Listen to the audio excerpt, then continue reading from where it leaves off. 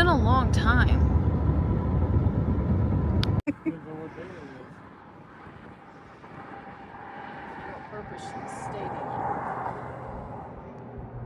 Sunday 76. Ooh,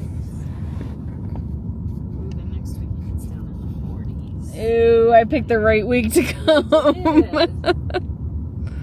for sure.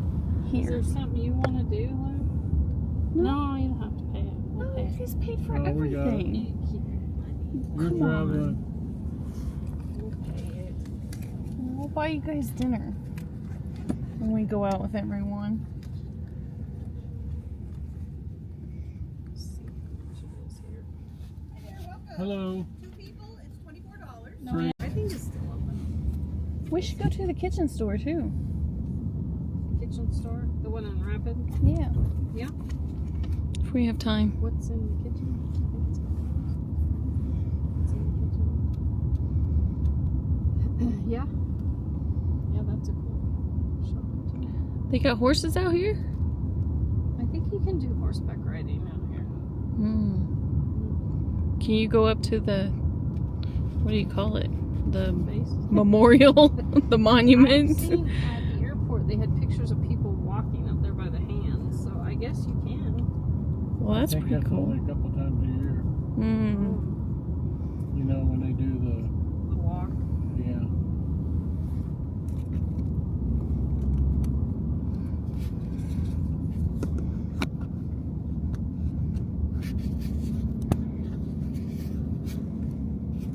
We're supposed to keep the ticket handy for what? In the welcome center.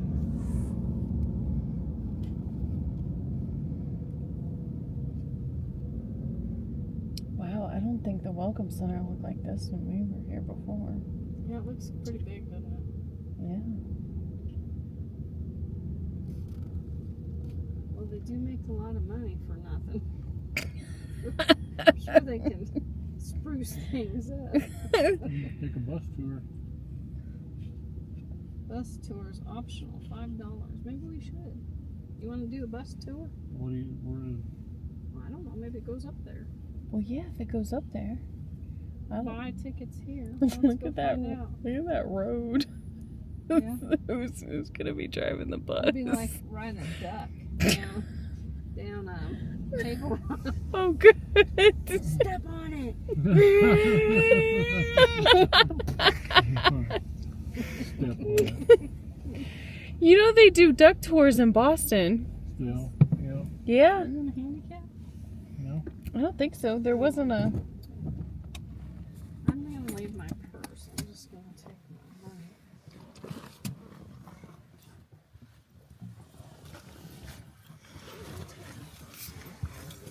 I said something about the duck tours being dangerous, and people looked at me like I was Not insane. around there. No. They've reopened them. In Not the Branson? same. Yeah, not the same. Really? They redesigned the trucks. I think they were Oh, not out to Table Rock anymore? I don't know if it goes out on Table Rock because we didn't see any ducks out there Yeah. when we were. Let's go see what the tickets are doing.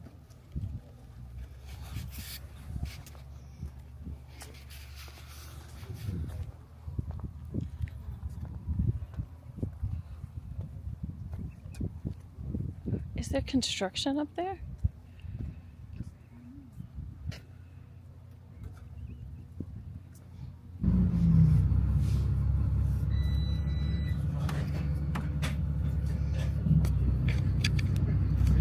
All right, one of the guys we're talking about here today is the sculptor, Korchak Jolkowski, doing some work out here on the mountain. When he got out here in 1947, there was no road leading out to the mountain, so he got rid of some trees and put a road in here. He used some of the wood from those trees to build their home and his studio, which is in the covered porch. Then he opened up a sawmill to sell off the rest of that wood and get some funding coming in, get him up there working on the mountain. If you look to the far right through those trees, you'll see several small white buildings. In the early 1950s, the Jolkowski family opened and operated a dairy farm out there, continuing the funding coming in.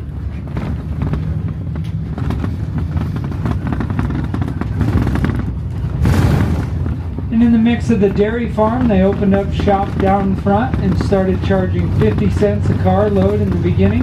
Get people out here, a little closer view of all the work that he had been doing up there. Now the first blast of dynamite on the mountain was on June 3rd of 1948, into the 76th year out here. Did you see the little tiny house? Did you see it back there? What? It was a tiny house. No, I didn't see it. It was really tiny. It was Really a shed. tiny. Now looking up at the mountain, you'll see the big hole bored out in the middle. Korchak completed that work between 1967 and 1970 with the help of his sons. He said that was the hardest work that he had completed on the mountain. If you go up on top, go to your far right, you'll see what his crazy horse's left hand with his index finger pointing out above his thumb. That is part of the newest work that was unveiled at the 75th year celebration on June 3rd of last year. Then if you come down the side of the mountain from the tip of his index finger until you see in White House paint a line going up at an angle, that is the outline of the horse's ear. If you come further down from that ear, you'll see a big circle, also in White House paint. That is the outline of the horse's eyeball. Now the mountain crew, they say there is only about 8% of the entire outline left, but Korchak, he completed the entire painting in 1951. He dangled off the side of the mountain from a 1-inch thick rope that measured over 75 feet in length. He had a gallon of White House paint on one side and a two-way radio on the other side, going through a total of 176 gallons of White House paint in all. While he was up there painting, his wife Ruth was back in the parking lot with a pair of binoculars, a drawing plan, and a two-way radio, giving him direction on where to paint up there. Talk about some dedicated teamwork, right?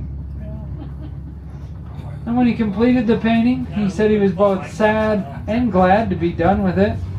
He said he was sad because he figured most people that would see it would think all that he was going to do is paint the mountain and not carve it. But he said he was glad because his wife Ruth didn't ask him to put a second coat of paint on it. So he's pretty happy about that. As we come around the curve up here, you'll want to look back up at the big hole in the middle. They did that work for two reasons. One, to get their equipment from the back side to the front. The other reason, when completed, it will open up more, being that space under his left arm. Now if you look on the left side of that hole, you'll see a guardrail going down at an angle. It leads to switchback roads in order to get their equipment to the lower levels on the front. And if you look just to the right of the hole, top to bottom, looks like big steps there. That is where his 741 wooden stairs would have been that they built for him to get up there to work every day. Now throughout the years, Korchak himself included, along with the newer mountain crew, they've all had their fair shares of bumps and bruises. A few of them have broken some bones along the way. But there's been 0 fatalities on all the work up there, and they hope to keep it that way.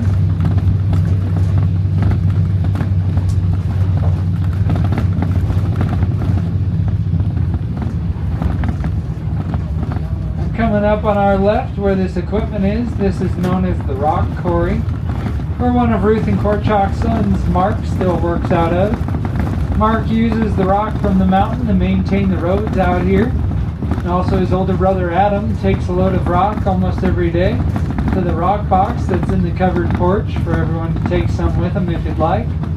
I'll point that out to you once we're back to the parking lot. If you'd like to take some with you today, you're more than welcome to from that rock box. Now everybody on my side of the bus, you want to get your cameras ready and be looking up at the mountain. You'll get a better view of the rest of his fingers curled up on his left hand. Everyone on the right, you'll want to be ready as well. Once we turn around here, you'll get the same view.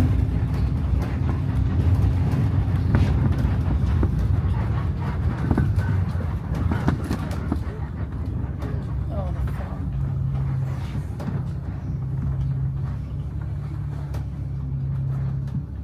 Now looking up there on the right, you'll see his pinky finger curled up, going to the left, his ring finger, middle finger, and then of course his index finger pointing straight out. Lately they've been doing some work on the top and sides of the left hand there, and also working midway back of his left arm, which would be our far right from here. Now, did anyone get a chance to check out the video inside?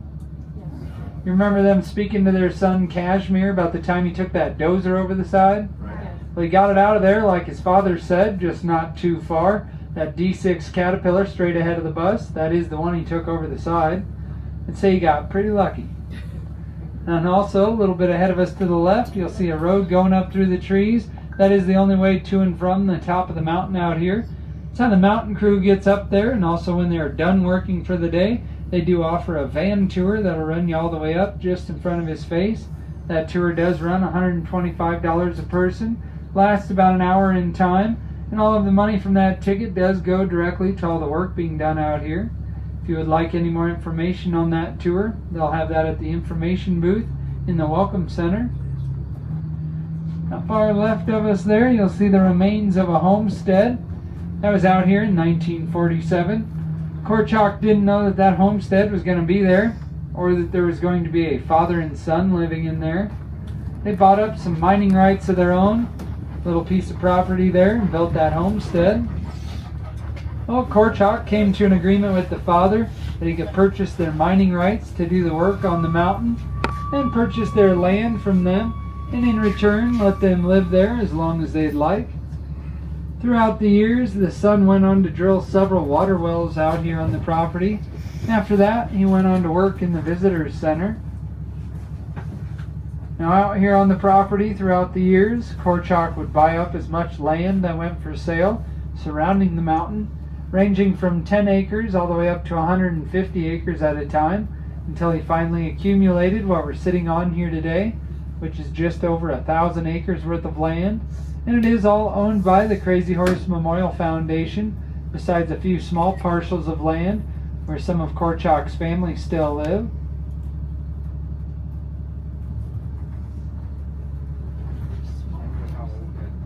Now, coming up ahead of us on the right, where those orange cones are, that is our viewing area. I do ask that you please stay out of the road and stay in between the orange cones and the yellow roped off area on the right.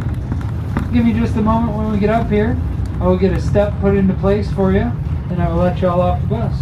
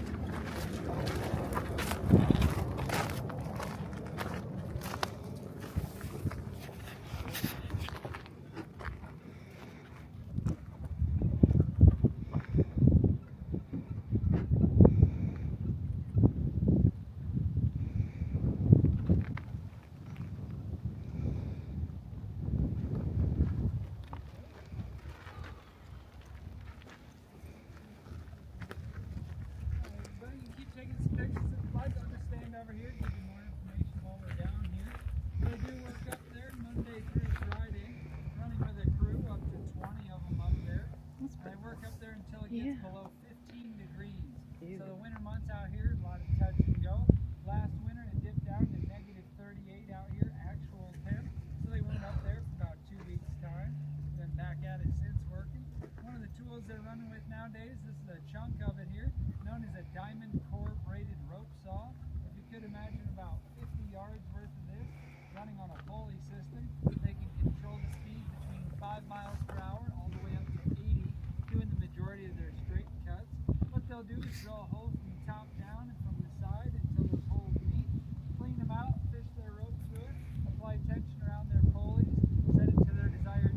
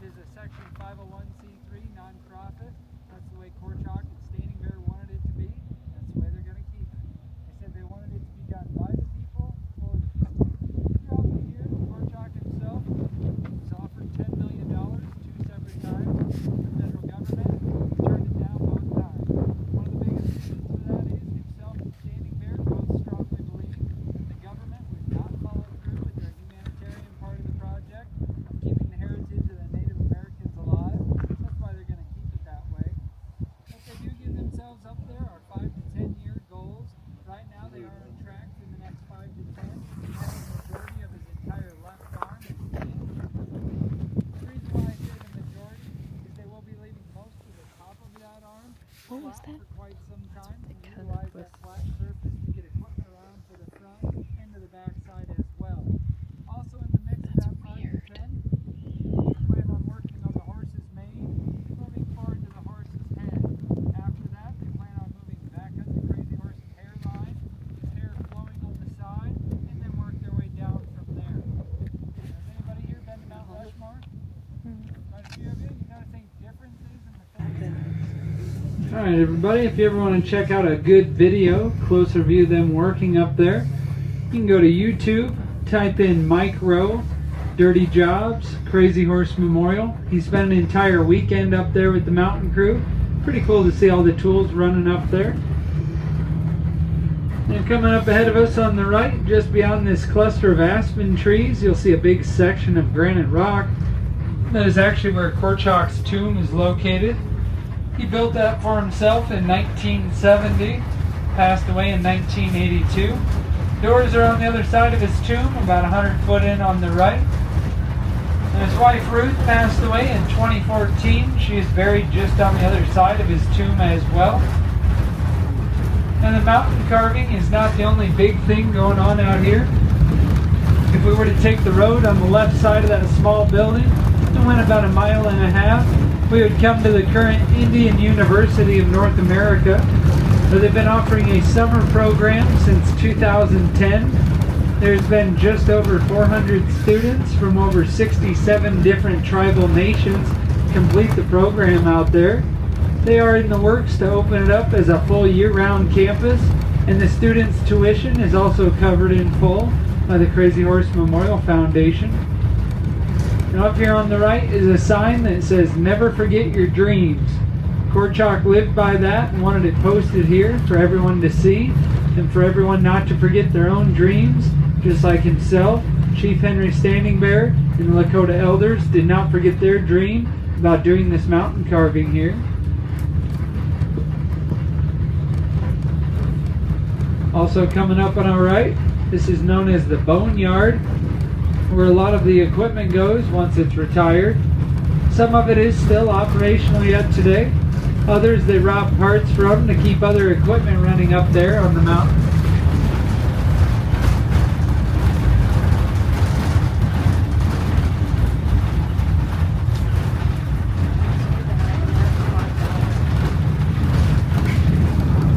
Do you want $5?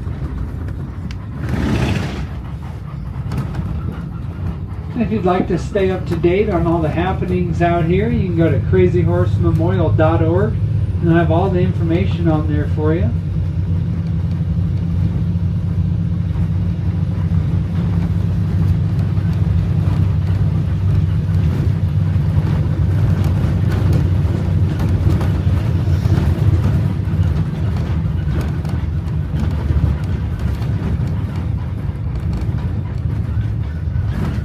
Now coming up ahead of us, just over this hill, bottom of the trees, you'll see a little bit of a schoolhouse where 6 of the Julkowski children attended school. Korchak and Ruth believed it made more sense to bring a teacher in a schoolhouse out here rather than trekking all their kids back and forth to school every day.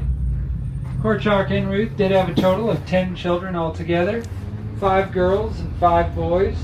There are still 4 of their children working out here yet today, and several grandchildren. Ahead of us, you'll see the nature gates, where there's just over 200 brass outline cuttings of different animals and nature scenes. One of the last things that Korchak worked on in 1982. And just beyond the nature gates, you'll see the Buddha. That's the air compressor he loved so much, having to come down all those stairs to hand crank it every time it would die. And just beyond the Buddha, you come to the covered porch. You go in there to the double doors on the left. Immediately to your left in there will be the rock box, where you can take some of the mountain from there with you if you'd like. And I'd like to thank all of you for coming out here today. I hope you enjoyed the tour. I hope you have a great rest of your day and evening, and safe travels everywhere you're going. Thank you very much, folks. Appreciate that. Give me just a moment here again. I'll get this step for you and let y'all off the bus. You could just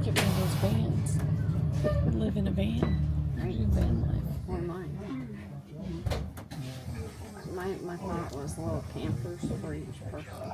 That's the ultimate go bag. Goes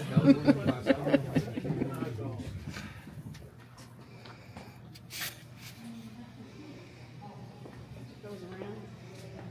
Oh, it goes all the way around? I think so.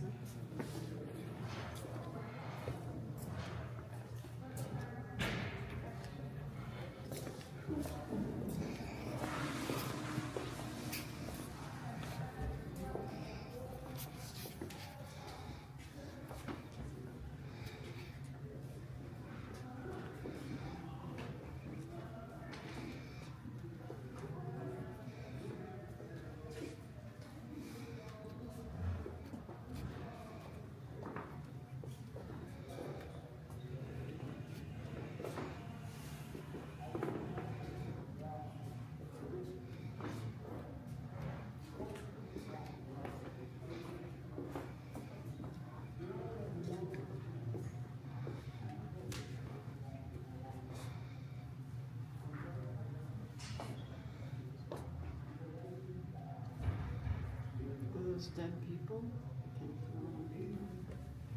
Oh, well, that's good.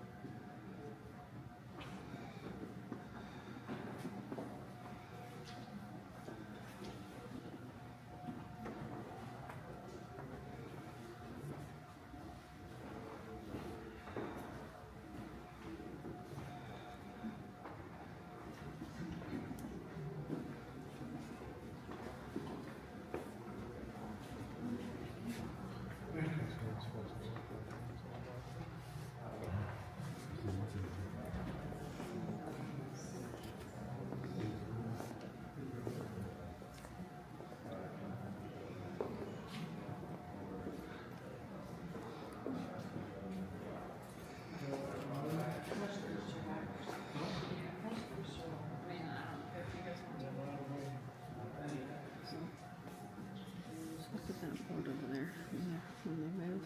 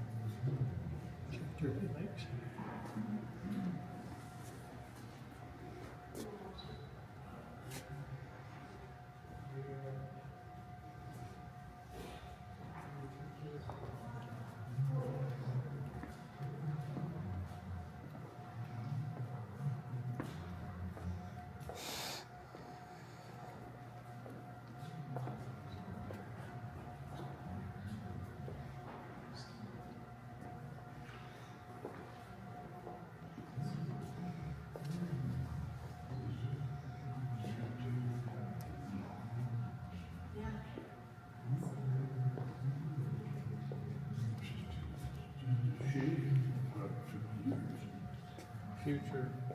You're putting airstrip. What's the airstrip for? Airplanes.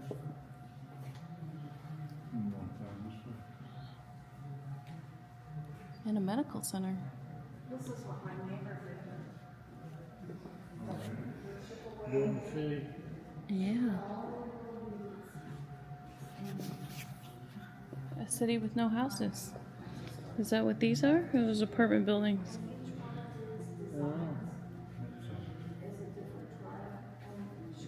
Am I mistaken? It doesn't look like there's any houses.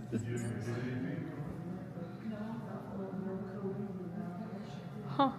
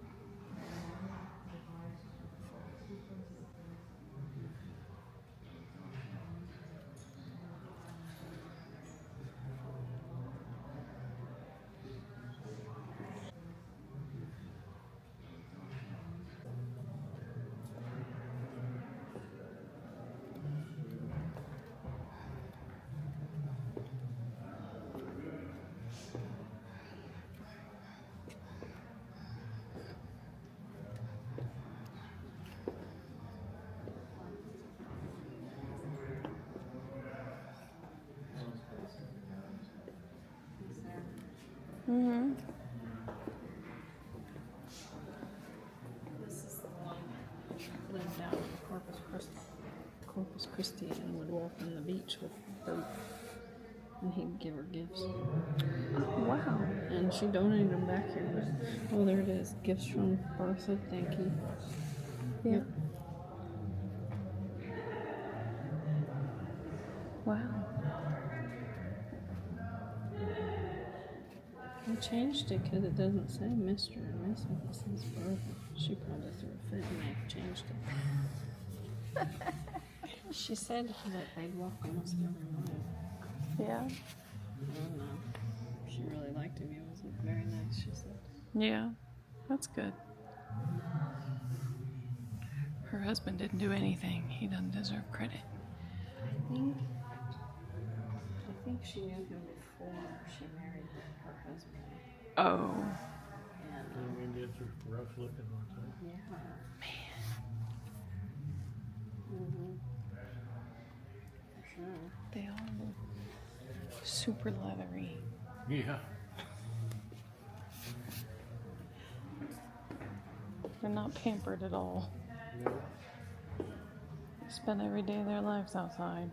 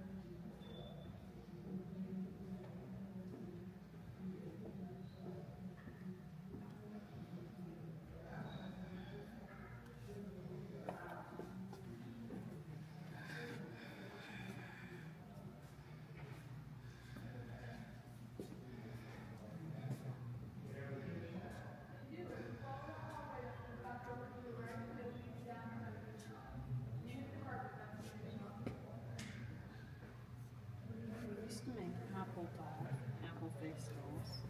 School. Apple face You dolls? let an apple shrivel up. Oh no, come on. Carve on it,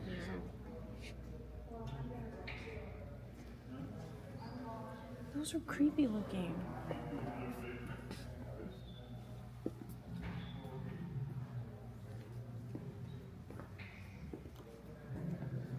Is that why kids aren't very tough nowadays? See those headdresses? Yeah.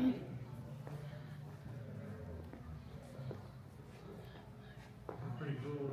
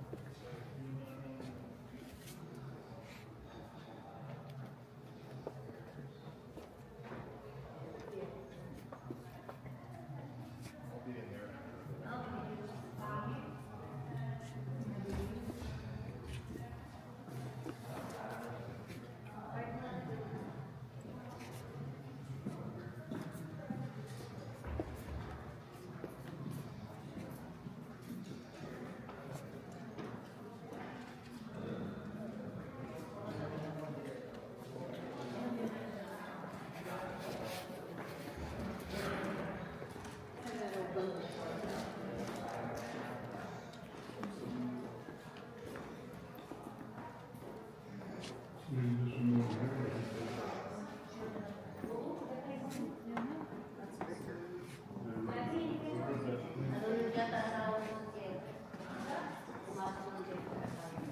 now I'm scared of pink purses.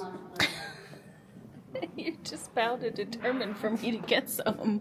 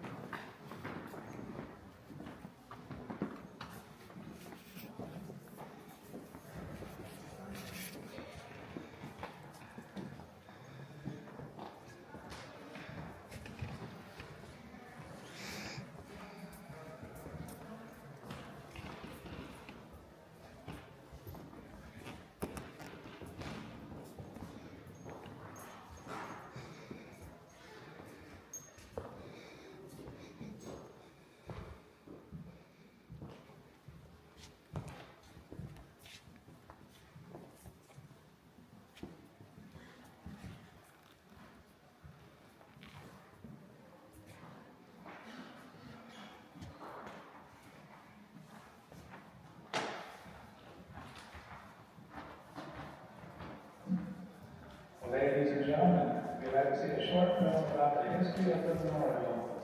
Please return to the Welcome Center lobby and go to Theater 2. Thank you.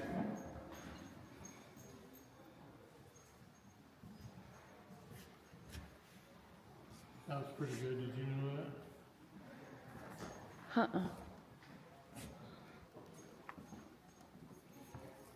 The Indians were chosen to be communication, and because they spoke Lakota Indian, Mm-hmm.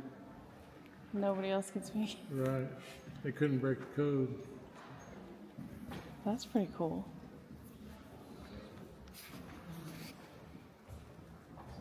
Was that during the First World War? Oh, and the Second one too. So they confuse their enemies who might intercept their communication.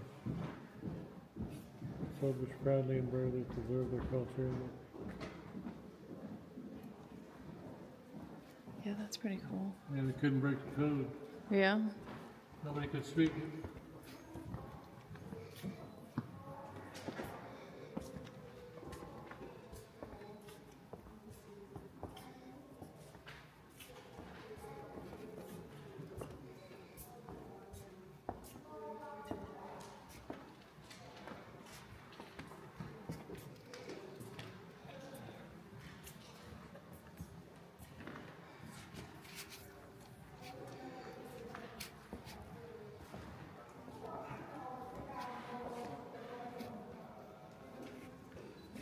Man, can you imagine going out in something that looks like that?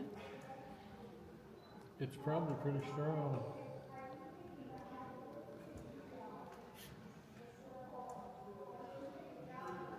Bear grease. Bear grease.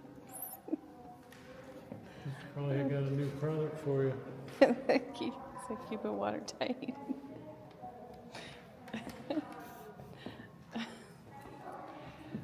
I was talking to one of my friends who does the same job in a different division, and I was complaining about the product name that I was telling you about earlier. Yeah. And she's like, that's not really that bad. We don't let engineers name things because we made this adhesive for glues. And the engineer came and sat in my office and he was dead serious and he was like, we should call it screw glue. She was like, go away now.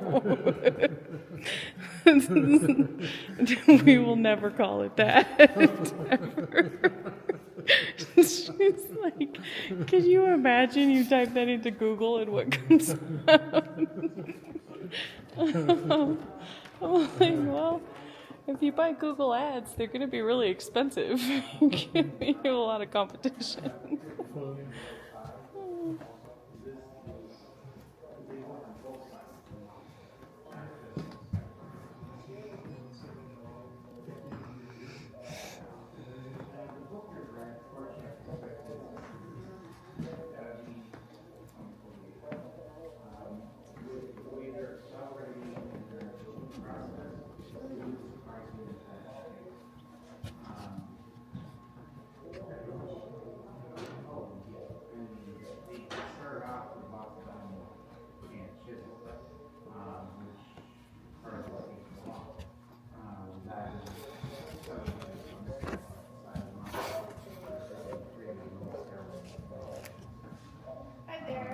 Hello.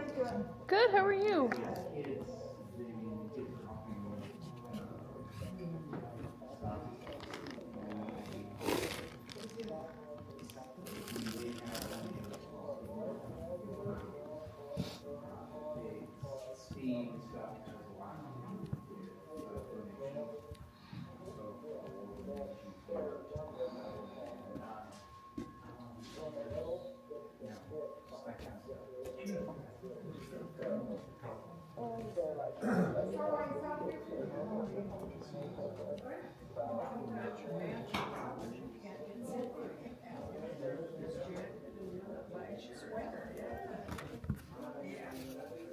And I, one time climbing down 750 steps, I'd be like, nah, I gotta figure out something else. It's a beast. It has no traction. Yeah, it does. See the little circles? Mm. That's a drill.